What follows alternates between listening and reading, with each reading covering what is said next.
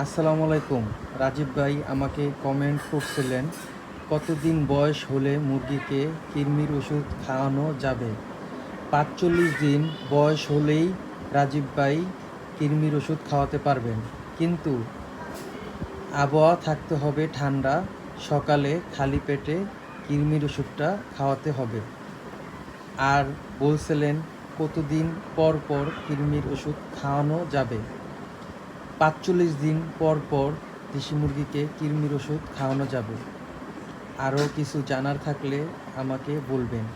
এগুলো আমার দেশি মুরগির বাচ্চা, প্রায় এখানে ৩৭টার মতো আছে।